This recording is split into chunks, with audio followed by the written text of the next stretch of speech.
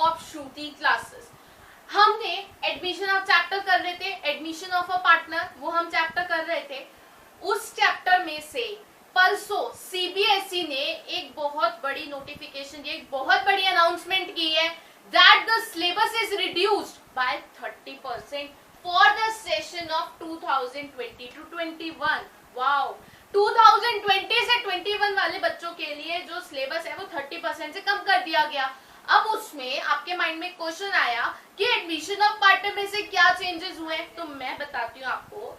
Admission of a partner chapter में से CBSE ने adjustment of capital and preparation of balance sheet that is excluded, हटा दिया है सीबीएसई ने adjustment of capital and the preparation of balance sheet. हमें balance sheet भी नहीं बनानी है अब, और एडजस्टमेंट ऑफ कैपिटल भी नहीं करनी। कैपिटल की एडजस्टमेंट जो हम अब देखने वाले थे नेक्स्ट क्लास में, वो हम अपनी देखने वाले थे ना, एडजस्टमेंट ऑफ कैपिटल, वो भी हमें अब नहीं बनानी, because the CBSE has announced that the syllabus is reduced by 30% for the session of 2020 to 21।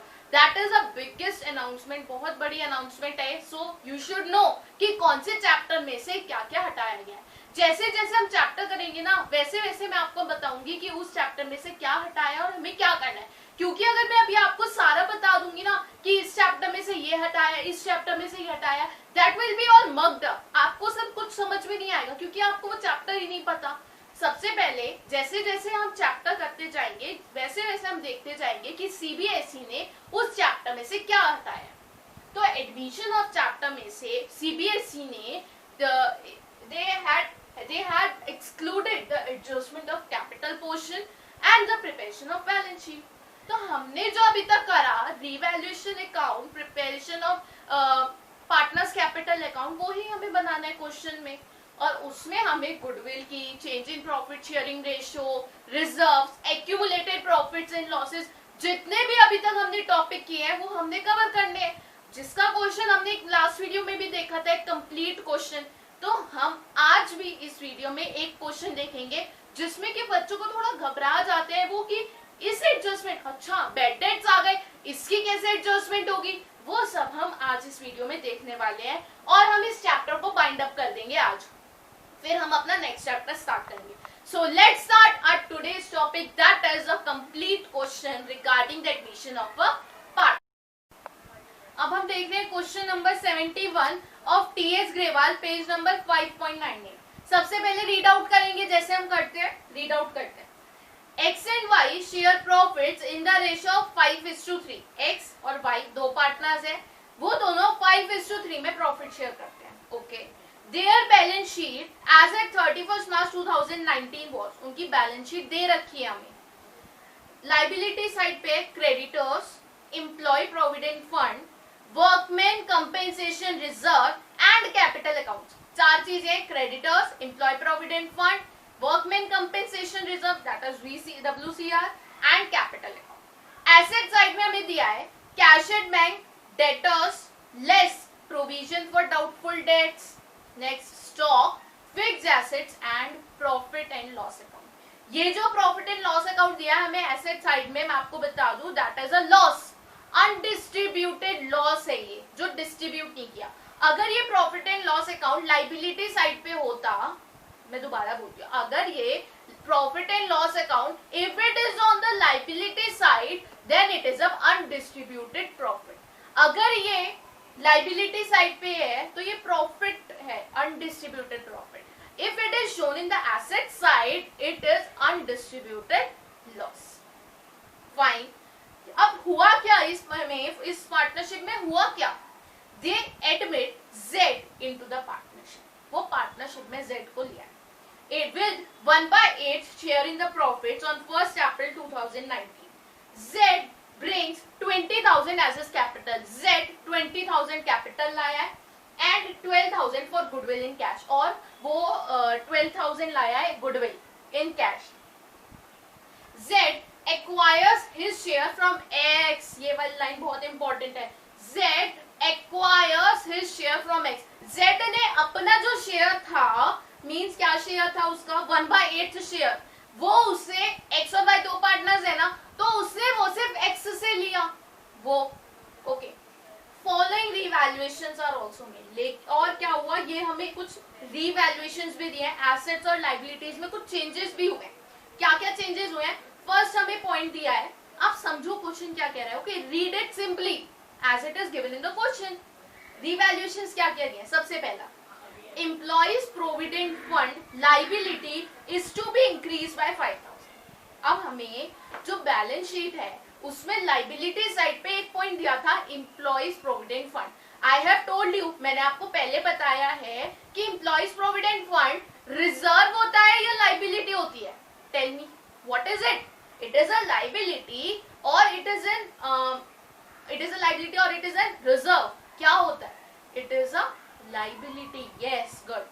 ये क्या है? Liability है। तो हमें वही पॉइंट दिया है, एम्प्लॉयज प्रोविडेंट फंड जो लाइबिलिटी है वो बढ़ा दी गई 5000 से।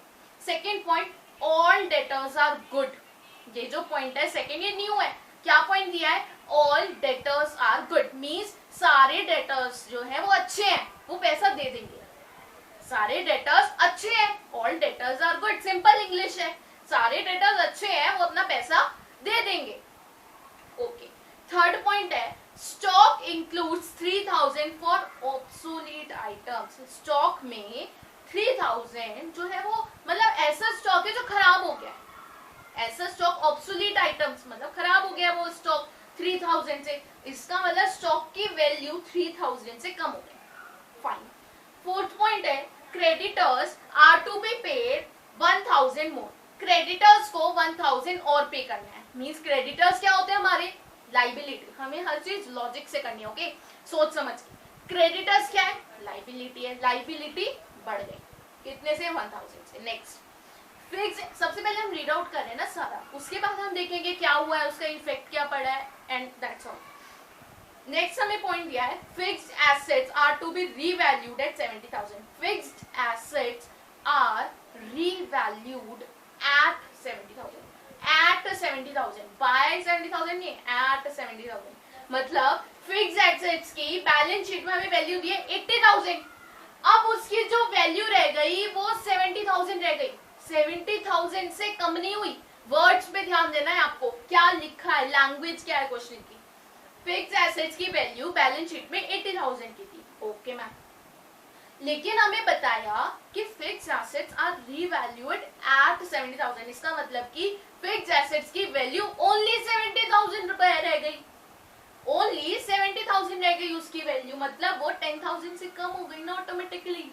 Automatically it is decrease to 10,000, decrease by 10,000, sorry. Okay, तो हमें इसमें, अब हमें क्वेश्चन में तो बैलेंस शीट भी दिखाता है, लेकिन एज पर द सीबीएसई अब हम इसमें रिवैल्यूएशन अकाउंट बनाते हैं और पार्टनर्स कैपिटल अकाउंट बनाते हैं। ओके, और हम सारी उसमें देखेंगे कि क्या हुआ है क्या नहीं हुआ है। रिवैल्यूएशन अकाउंट में हमें अलग से पॉइंट्स दिए हुए हैं ना, अलग से पॉइंट्स गिवन है, अलग से पॉइंट्स हमें गिवन है कि उसमें कौन सी लाइबिलिटी बढ़ी घटी, ऑल आर गिवन। तो सबसे पहला पॉइंट दिया था, employees provident fund liability increase by 5000। Liability, when liability increases, is it a profit or a loss? हमें यही चीज देखनी है रिवैल्यूएशन को करते समय। रटने की जरूरत नहीं है, ओनली लॉजिक से करना है। सोचो आप खुद ही, विजुअलाइज करो, जब लाइबिलिटी बढ़ी तो वो प्रॉफिट हुआ लॉस हुआ? Obviously it is a loss. तो लॉस हुआ तो इट शुड बी डेबिटेड और क्रेडिटेड टू रिवैल्यूएशन अकाउंट की तो फॉर्मेट पता है ना आपको। रिवैल्यूएशन अकाउंट टॉप पे title, then T shape, particulars amount debit credit.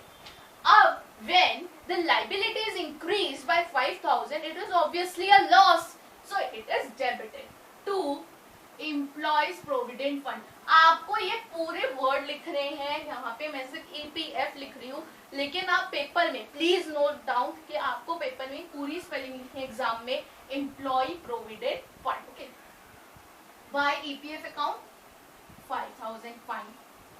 Next हमें पॉइंट था, ऑल डेटर्स आर गुड। अब मैम हमें ये तो समझ आ गया कि सारे डेटर्स अच्छे हैं भाई, वो हमें पैसा दे देंगे। अब इसका यहाँ पे क्या मतलब हुआ? यहाँ पे माय डियर फ्रेंड्स हमें बैलेंस शीट में गिवन था provision for doubtful debts.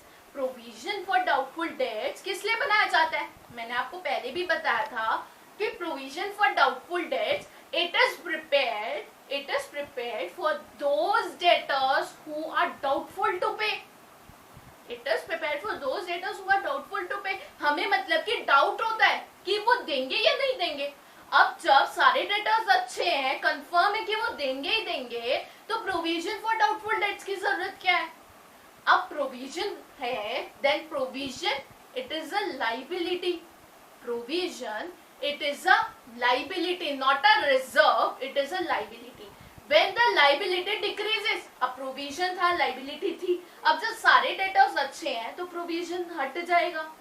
provision हट जाएगा, इसका मतलब liability कम हो जाएगी. जब liability कम हो गई, then it means it is a profit or loss, it is a loss. Sorry, अरे जब liability बढ़ी, जब increase हुई, तो profit हुआ, loss हुआ. प्रॉफिट हुआ ना.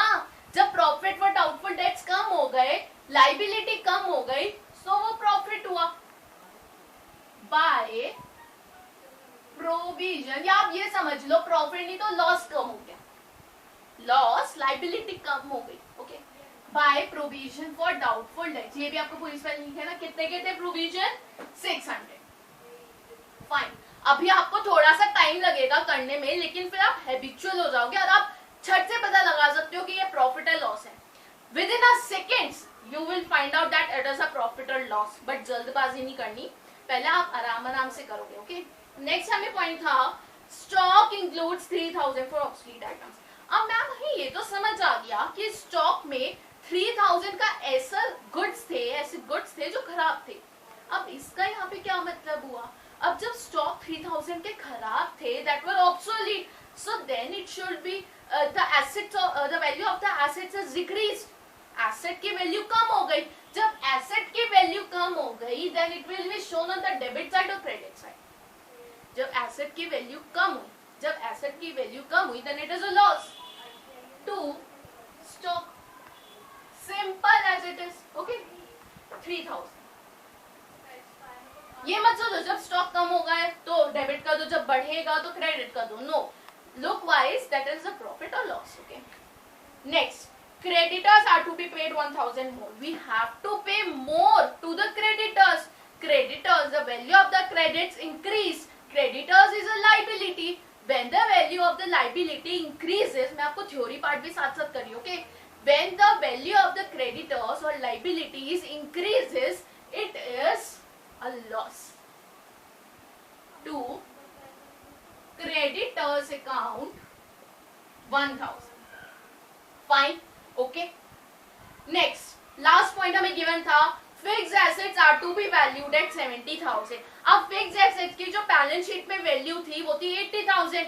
हमें जो एडजस्टमेंट्स दिए हैं हमें उसमें गिवन है at 70,000. पहले थी उसकी वैल्यू 80,000, अब उसकी वैल्यू ओनली 70,000 रह गई. तो कितने से कम हुई? 10,000 से ऑब्वियसली. अब जब फिक्स एसेट्स की वैल्यू 10,000 से कम हो गई, then it is a loss. To fixed assets account, particular name is not given. हमें पर्टिकुलर नेम नहीं दिया, that is land and machinery और व्हाट इज. हमें फिक्स्ड एसेट्स दिया बस, no matter. Okay, fixed assets की वैल्यू 10,000 से कम हो.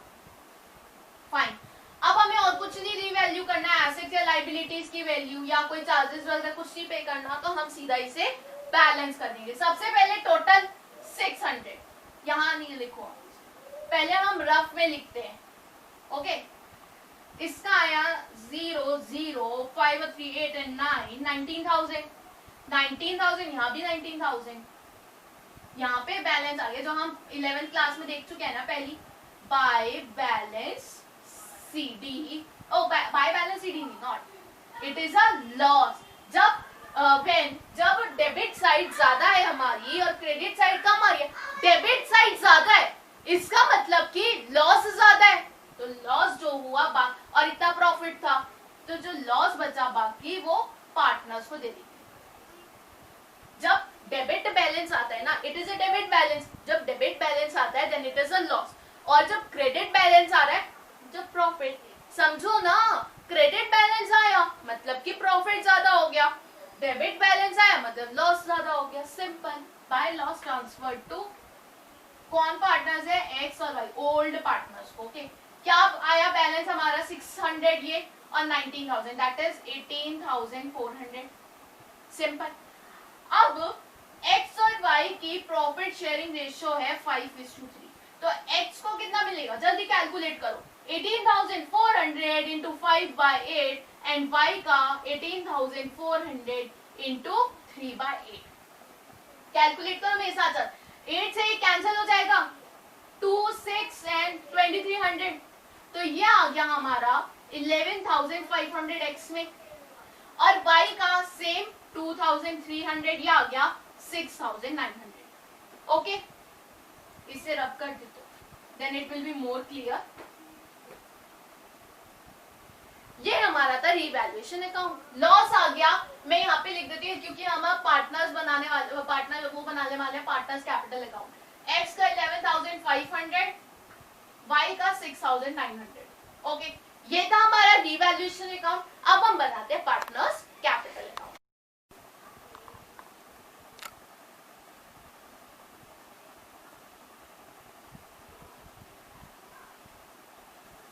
सबसे पहले फॉर्मेट बनाओ, चलो पार्टनर्स कैपिटल अकाउंट का बनाए। Okay, what is the format, top partners capital account, fine.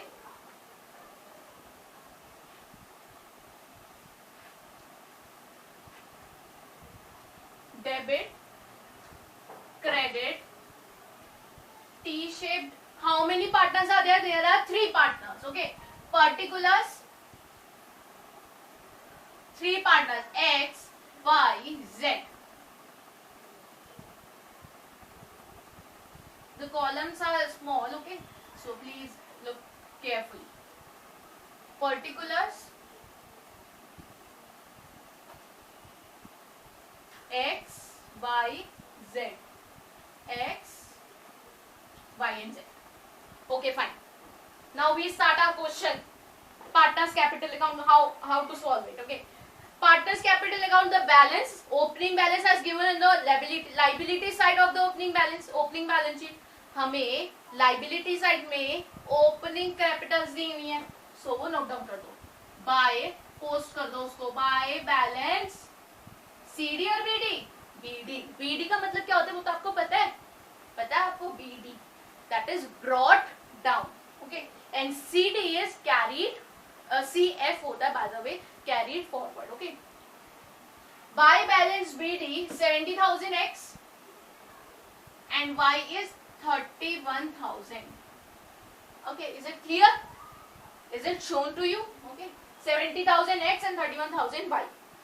Then हमें liability side में एक और चीज given है, that is to be distributed in the partners, that is workman compensation reserve. अब हमने रिजर्व में देखा था ना, अब वर्कमैन कंपेंसेशन रिजर्व से रिलेटेड हमें एडजस्टमेंट्स में कुछ गिवन है कि इतना क्लेम था या कुछ क्लेम था या नहीं था, कुछ भी नहीं गिवन, तो हम एज्यूम करेंगे कि कोई भी क्लेम नहीं था, तो पूरा का पूरा अमाउंट हम पार्टनर्स को बांटेंगे, ओल्ड पार्टनर्स में, only in X and Y. हमारा वर्कमैन कंपेंसेशन रिजर्व है 5,800। एक्स और वाई की जो profit sharing ratio that is 5:3, तो एक्स को मिलेगा 5/8 और वाई को मिलेगा 3/8। फाइन, ये तो आपको समझ आएगी। ये हो गया, ये एक्स से कट हो गया, then 7, 56, 2 and then 5, this is also 725। इससे 5 से मल्टीप्लाई किया, वी गॉट 5, 2, 12, 36। ओके, और इसको अगर हमने 3 से करा, it is more broader. Okay, अगर हमने 725 को 3 से करा, we got 57 and 21। Okay, what is it, क्या है ये, वर्कमैन कंपेंसेशन रिजर्व। आप ये पूरा लिखोगे। ओके, ये हमने दे दिया, और हमें बैलेंस शीट पे कुछ गिवन है, that is to be distributed. क्या गिवन है हमें एसेट साइड में गिवन है प्रॉफिट एंड लॉस अकाउंट। मैंने अभी आपको बताया था ना स्टार्टिंग में ही जब हम रीड आउट कर रहे थे कि प्रॉफिट एंड लॉस अकाउंट हमें एसेट साइड में दिया है, सो ये हमारा प्रॉफिट नहीं हुआ, ये हमारा लॉस हुआ।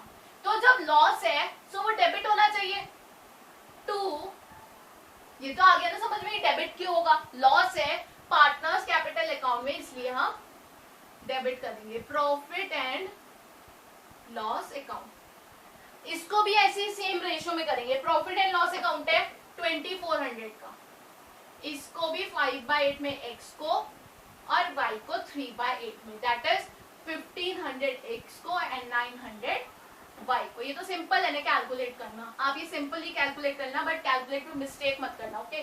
By two profit and loss account हमने लॉस दे दिया, सॉरी 1500 x को 900 y को, और हमें कुछ गिवन है, यस हमें x की कैपिटल दिया कि x कितनी कैपिटल है, 20,000 कैपिटल आया बाय कैश और बैंक एज, ओके। z का हमें दिया है 20,000 कैपिटल लाया, और साथ ही साथ वो गुडविल लाया 12,000 की। अब जब ये गुडविल लाया है, लेकिन हमें एक चीज इसमें गिवन थी कि z ने अपना जो पूरा शेयर था, प्रॉफिट शेयर, वो सिर्फ x से लिया था। सो आप मुझे बता सकते हो कि गुडविल जो है वो किस में डिस्ट्रीब्यूट होनी चाहिए, x और y दोनों में या सिर्फ x में। गुडविल में जब हम गुडविल टॉपिक कर रहे थे, इसी चैप्टर का गुडविल पोर्शन देखा था, तब मैंने आपको चीज बताई थी ना कि जब जो सेक्रीफाइसिंग पार्टनर है उसी को सिर्फ गुडविल मिलेगी। सेक्रीफाइसिंग इस केस में x है या y है, ये दोनों है। कौन है, x आना my dear friends, right x है। क्यों, क्योंकि x ने ही अपना शेयर z को दिया है, अपने शेयर में से कुछ। सो बाय प्रीमियम फॉर गुडविल किसको मिलेगी, x को टोटल, क्योंकि x ही सेक्रीफाइसिंग पार्टनर है इसमें, तो और रेशियो की जरूरत ही नहीं है, पूरा का पूरा अमाउंट x को दे दिया हमने। और हमें क्या गिवन है, और हमें कुछ नहीं गिवन, लेकिन हमें जो रीवैल्यूएशन का लॉस आया था वो भी तो देना है ना, तो वो डेबिट साइड में टू रीवैल्यूएशन अकाउंट, x को 11,500 एंड y को 6,900 डैश। और कुछ हमें गिवन नहीं है ना, हमें बैलेंस शीट में कोई रिजर्व दिया है और कुछ, तो हम सिंपली इसे बैलेंस कर लेंगे। Firstly will total the credit side, क्या आया टोटल 625, मेरे साथ साथ कीजिए आप भी, 3 and 2 5 and 7 and 1 8, then 1 7 5, 2 and 1 3 and then 3, okay, and ये 20,000। then on the debit side the total x का 0 0 13,000 and y का 7,800। सो यहाँ पे भी यही बैलेंस आएगा, यही दोनों साइड पे ग्रेटर बैलेंस लिखते हैं ना, ग्रेटर कौन सा है, डेबिट साइड का, ये तो देख चुके हो ना आप पहले, अगर आपको नहीं भी पता then it's okay, okay. To balance BD और CD, it is CD, closing balance में सीडी, ओके। सो हमारा क्या बैलेंस आया, डेबिट साइड का टोटल है 13,000 x में, और क्रेडिट साइड का है 85,625, तो क्या बैलेंस आया, माइनस कर दो, 625 एंड 2 and 7 72,625। ऐसे सिमिलरली आप y का कीजिए, y का आएगा 5 7 and then what is it, 2 and 5 and 2, right, 25,275 and z में तो 20,000 आ जाएगा। सो ये हमारी पार्टनर की क्लोजिंग कैपिटल आ गई। अब हमें बैलेंस शीट तो बनानी ही नहीं है, क्यों, क्योंकि वो डिलीट हो गई है, it is deleted from the syllabus. तो हमें सिर्फ कंसेप्ट आने चाहिए, रिवैल्यूएशन अकाउंट कैसे बनाना है वो हमने देखा, पार्टनर्स कैपिटल अकाउंट कैसे बनाना है वो भी देखा, गुडविल कैसे कैलकुलेट की जाती है, गुडविल के क्या मतलब उसके क्या मेथड्स होते हैं, reserves, accumulated profits and losses वो भी हमने देख लिया। तो ये सब चीजें ही एडमिशन ऑफ पार्टनर में आपकी आ सकती हैं, ओके। और एडमिशन ऑफ पार्टनर में अगर आप जब क्वेश्चंस कर रहे हो, अगर आपको कोई भी प्रॉब्लम आती है तो आप मुझे पूछ सकते हो जल्दी, ओके। आप मुझे कमेंट सेक्शन में नीचे आपने क्वेरी डाल दीजिए, मैं आप उसको सॉल्व कर दूंगी। वैसे आपको इससे सारा क्लियर हो जाएगा, लॉजिक के साथ करना। रीवैल्यूएशन अकाउंट में अगर प्रॉफिट हो रहा है तो क्रेडिट कर दो, लॉस हो रहा है तो डेबिट कर दो, changes by changing in the value of the assets और the liabilities. Partners capital account it is very simple.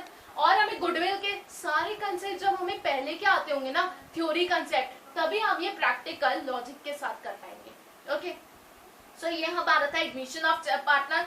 हमने इसमें सारे टॉपिक्स देख लिए. ओके, सो हमारा यहाँ पे चैप्टर खत्म होता है, that is admission of a partner. अब हम अपनी नेक्स्ट क्लास में मिलेंगे with a new chapter and very interesting chapter, that is retirement and death of a partner. उसमें भी मैं आपको बताऊंगी कि सीबीएसई ने उसमें क्या डिलीट किया है, उस चैप्टर में से क्या उसमें से हटा दिया है पोर्शन और क्या कुछ किया है सीबीएसई ने. Okay, so please like, share, comment and subscribe my channel Shruti Classes, and don't forget to hit the bell icon. So thank you for watching this video. Please like, share and subscribe our channel and hit the bell.